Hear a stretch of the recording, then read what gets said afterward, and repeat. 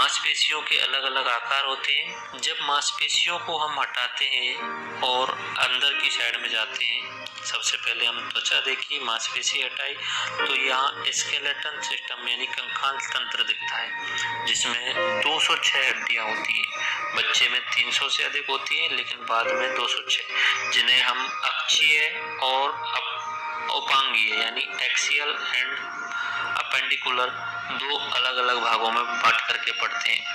कंकाल तंत्र हमें सुरक्षा प्रदान करता है।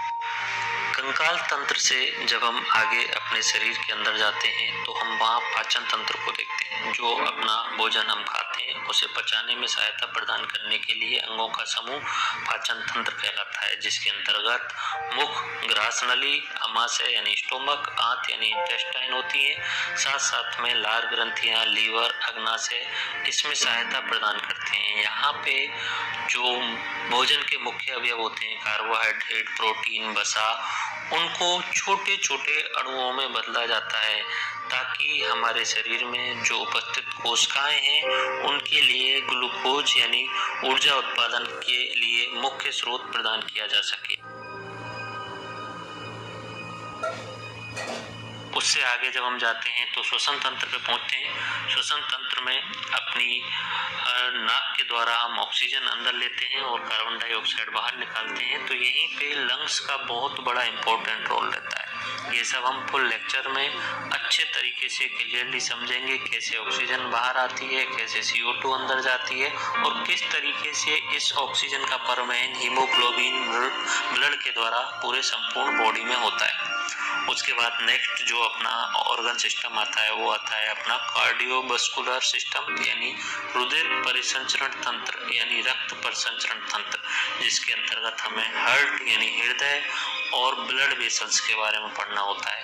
ब्लड वेसल्स में भी हम धमनियों, शिराएं और केशिकाओं के बारे में पढ़ते हैं। हार्ट को हम 4 भागों में 4 चैम्बर्स में बांटते हैं। हार्ट जो होता है अपना लंग्स के बीच में मोस्टली सेंटर में होता है, थोड़ा सा हिस्सा उसका झुकाव जो होता है वो लेफ्ट साइड में होता है। ये हार्ट आप देख सकते हैं। हार्ट का काम होता है ब्लड पंपिंग का, तो हार्ट हमारे शरीर का सबसे इम्पोर्टेंट अंग है जो हमेशा उसमें पंपिंग होती रहती है और ब्लड को पूरे शरीर में सर्कुलेट करता है। उसके बाद में हम उत्सर्जन तंत्र पे चलेंगे।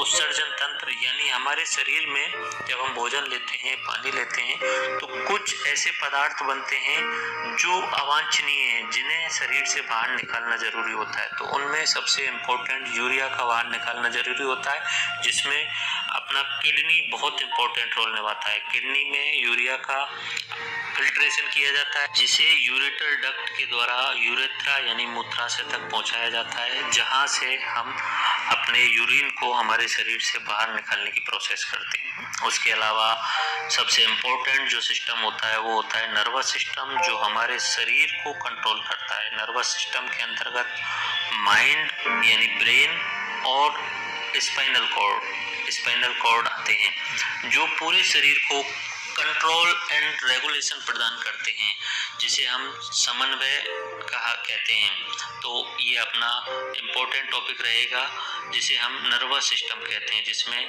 माइंड, ब्रेन के बारे में और स्पाइनल कॉर्ड के बारे में पढ़ना होता है। उसके बाद साथ में ही अपना कंट्रोल सिस्टम जो होता है यानी नर्वस सिस्टम होता है, उसी का हिस्सा होता है एंडोक्राइन सिस्टम, यानी शरीर के अंदर बहुत सारी ग्रंथियां निकलती हैं जो हमारे शरीर के नियंत्रण एवं समन्वय में बहुत महत्वपूर्ण भूमिका निभाती हैं। जिनमें सबसे मास्टर ग्रंथि होती है पीयूष ग्रंथि, जो अपने मस्तिष्क में उपस्थित होती है, जो सभी अन्य ग्रंथियों को जो है कंट्रोल करती है। उसके अलावा गले पे मिलने वाली थायराइड ग्रंथि, इनको पूरा वहाँ पे हमें डिटेल में देखना होगा, ठीक है। उसके अलावा भी बहुत सारी ग्रंथियाँ जो होती हैं वो हमारे शरीर से निकलती हैं। इनकी कमी के कारण, इनकी अधिकता के कारण क्या रोग हो सकते हैं वो हमें वहाँ पढ़ना होगा।